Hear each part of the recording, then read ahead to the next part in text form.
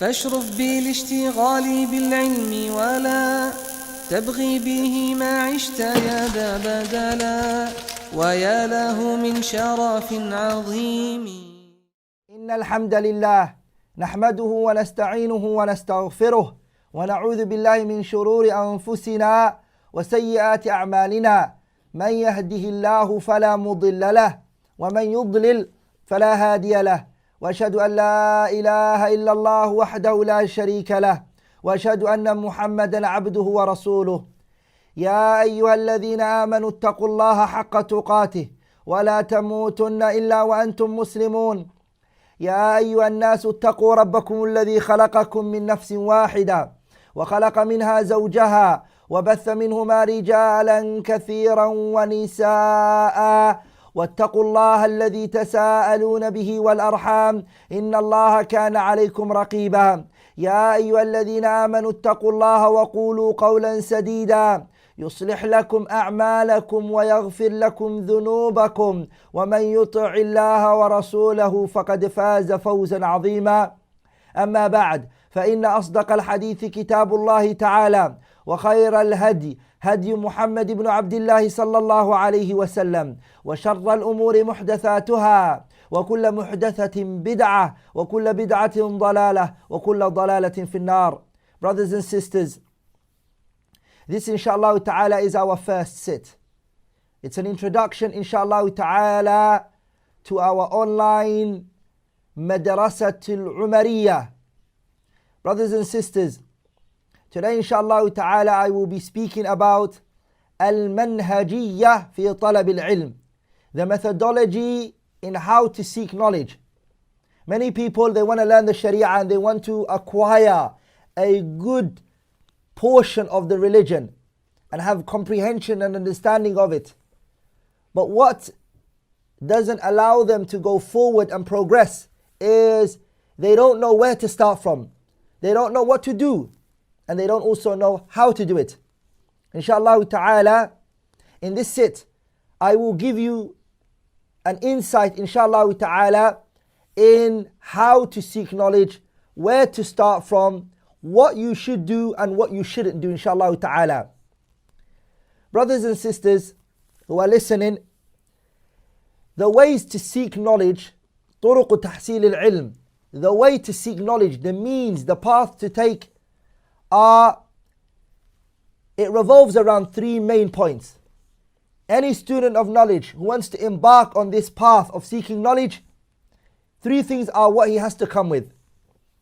Number one is al-hifz, memorization. A student of knowledge, if he's not memorizing, he will be deficient in his learning. The second thing inshallah ta'ala is al-qira'ah, reading. A student of knowledge who doesn't take time out to read will also be deficient in learning and acquiring knowledge. And the third thing inshallah ta'ala is hilaqut tadris, to come to the circles of knowledge, to come to the places where knowledge are being given. If a student of knowledge does not go to a scholar and take knowledge from him, he will be deficient in his acquiring of knowledge. A lot of you may ask yourselves, what do I memorize? How do I memorize? They are very common questions that are asked. Let's go back to the first one of the three things that a student of knowledge needs to gain knowledge. One, hifz, memorization.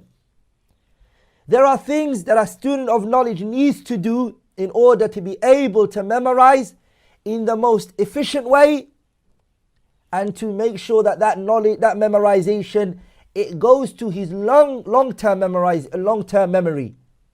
That it goes into his long-term memory. Number one, ikhlasun niyyah lillahi ta'ala. To do this action for Allah subhanahu wa ta'ala's sake alone. Husnul maqsad, your intention is purely for the sake of Allah subhanahu wa ta'ala. Once you do that, you will gain a great portion of knowledge, insha'Allah ta'ala. A person, gains knowledge in accordance to their intention. Number 2, البعد عن المعاصي والآثام. Stay far away from sins. Stay far away from falling into the prohibitions. Stay away and stay far from going against the commands of your Lord. Any student of knowledge who wants to memorize has to stay away from sins. And you're all familiar with the statement of Imam al-Shafi'i, Muhammad ibn Idris al-Shafi'i, in which he said to his teacher, Waki' ibn Jarrah al-Ru'asi, he said, شكوت إلى وكيع بسوء حفظي فأرشدني إلى ترك المعاصي وقال إن العلم نور ونور الله لا يهدى لعاصي. He said, I complained to my teacher about my memorization weakening. And so when he went and he complained to him, he said, my memorization has started to weaken. And Imam Waki' ibn Jarrah, he said to him that this knowledge you're taking is light, and sinning will extinguish this light.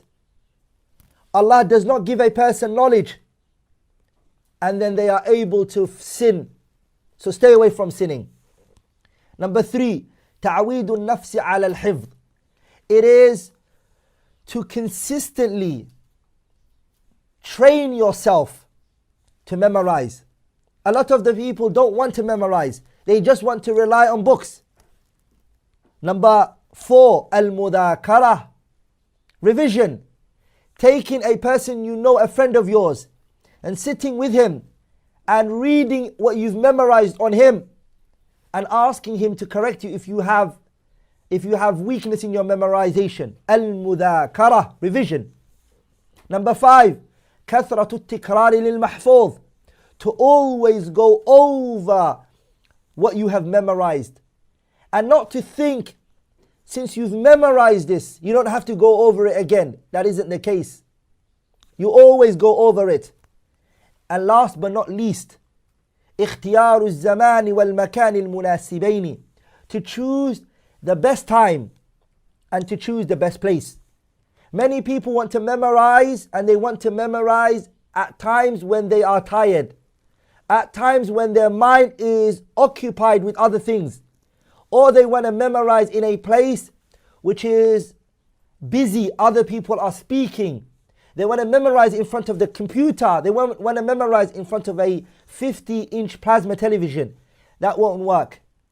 So to choose the right time and to also choose a place where nothing will take your concentration. Those are the 6 things that help a student of knowledge gain knowledge. Those are the 6 things that allows a student of knowledge to memorize. And that is what we were talking about. Number 2, al-qira'ah, reading. Now some of you may ask a question again. What do you mean reading? How do you read? What do you read? There are, inshallah ta'ala, things that a student of knowledge, he has to observe. And he has to look after when he's reading. There is a manner in which you read. Number 1, اختيار الكتاب المناسب. That the student of knowledge, he chooses the right book to read. A lot of people don't know what book to read. And inshallah ta'ala, I will speak about that in our upcoming points when I speak about what we will be not learning and that which we will be gaining in our online program, Madrasat al-Umariyah, inshallah ta'ala. To choose the right book. Number 2 is اختيار الوقت المناسب, to choose the right time to read. Again, some people try to read in the presence of other people. That isn't correct. When you're reading, you have to find a silent place where there's no one or there is little movements taking place. If you have a local library, go to that library and read there. Number 3 is what? تقييد الفوائد على طرة الكتاب. The student of knowledge should have a pen when he's reading. And what he does is, on the cover of the book, he writes the benefits, or he even has a little book, a little notebook, where he writes the little benefits that he comes across. And he writes what volume and what page he finds those benefits in. That is one of the ways to read. Number 4 is تنويع في القراءة بين الفنون. It is that the student of knowledge, he doesn't just read one field of the Sharia, but he tries to differ between different fields. Because what happens is, if you only read one field, sometimes you become bored of reading that field. So if you read Usul al-Fiqh here, and then you read Mustalah al-Hadith, and then you read Fiqh, and then you read this, and you read that, then your mind will feel energized, and your mind as well, and your heart, and you will also look forward to going back to the subject or the field that you were studying days before. Number 5 is the book you're going to read, to have an overall idea of it. And inshallah ta'ala, when we study the books that we study, inshallah ta'ala, we will do something known as Mabadi'ul Ashar, in which you're going to learn the 10 most basic things that a student of knowledge has to have of every book he is studying or she is studying. It is called what? It is having an overall understanding of that particular field which you are studying, or that book which you're reading. The third one, inshallah ta'ala, is Hilaqut Tadris, circles of knowledge. Or, in our case right now, coming to this online program and participating by making sure that you listen to the recordings. What is the benefits that it would have in studying from a person of knowledge or studying from a student of knowledge? Why can't I just go and read the book myself and understand the knowledge myself? Why do I have to come to this online program? Or why do I have to go to circles of knowledge? For 2 reasons. First of all is اختصار الطريق لطلب العلم. The teacher or the instructor who is teaching you will instruct you to the shortest. He will instruct you to the shortest path that you can gain knowledge. Because he's experienced, he knows that route, and he will give you the shortest route in which you could take in order to obtain knowledge in the most effective way and in the shortest of time. The duration is very short. The second one is معرفة المصطلحات عند أهل العلم. A student of knowledge, if he reads a book himself, he may not know the terminologies that are being used here. And the teacher would be able to tell you that this term that is used here by this scholar, he means this, not what other scholars mean by it. And who's able to tell you that? An instructor, a teacher, a person who's higher than you in knowledge. He will give you what? The terminologies of the scholars and the wordings, what they meant by it, and the way they authored their books. The Salaf, they used to say, لا تأخذوا القرآن من مصحفي. Don't take your Quran from a person who read it from the Mus'haf, who just studied it by himself. Don't. ولا العلم من صحفي. And knowledge, don't take it from a person who he only looked and he researched and he saw it himself. Don't take knowledge from that person. Take knowledge from its people. A person who took it from others, who are people of knowledge, and until the Prophet sallallahu alaihi wasallam. ولذلك, the Salaf, they used to say, من كان شيخه كتابه. Anyone who his teacher is his book, he only took knowledge from books, he only took knowledge from internet, YouTube. كان خطأه أكثر من صوابه. His mistakes, his shortcomings are going to be far greater than that which he gets right. So it's important that a student sits with a teacher and he takes that knowledge from the knees of a teacher and takes it from him. That was the first part of how to gain knowledge. The path in obtaining knowledge. Point number 2, inshallah ta'ala. So I said the path to gain knowledge is 3 things: al-hifd wal-qira'ah wa hilaqu at-tadris.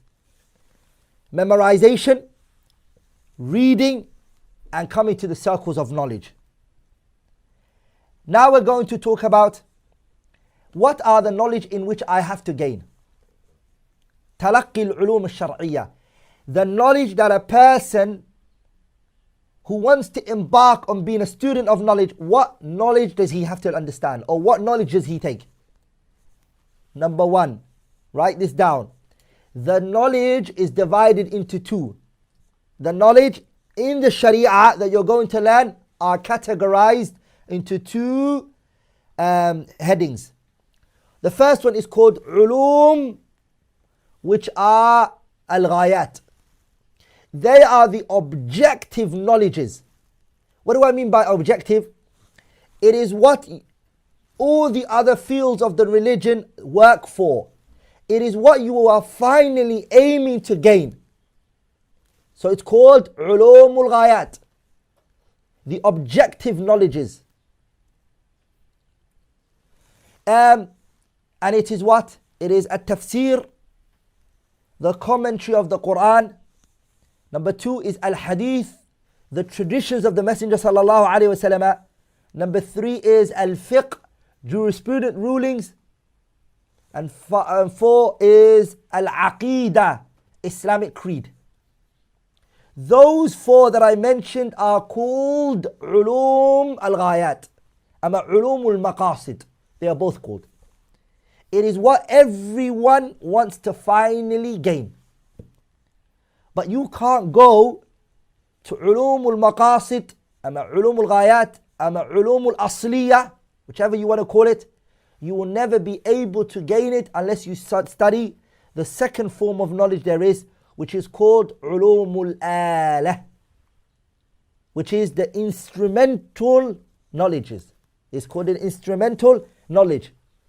It works, it's an instrument to allow you to understand a tafsir, commentary of the Quran, al-hadith, the Prophet's traditions, al-fiqh, the jurisprudent rulings, and last but not least, aqidah, Islamic creeds. Those four, there are instruments that a student of knowledge needs in order to understand these four.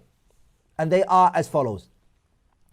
The Quran, the instrument that you have to have, or the knowledge which you need to have in order to study tafsir, is called usul tafsir. It's called what? Usul tafsir. The second one is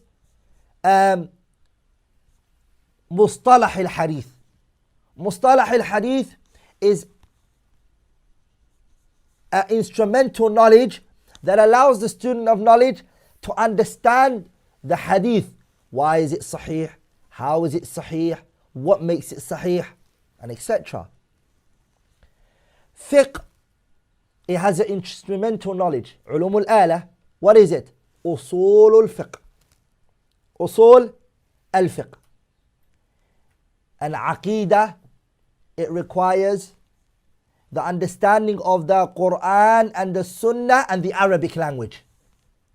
It requires the understanding of the Quran and the Sunnah and the Arabic language. The Arabic language that you need are these three.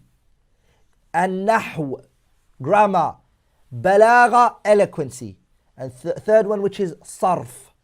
Sarf, which is morphology.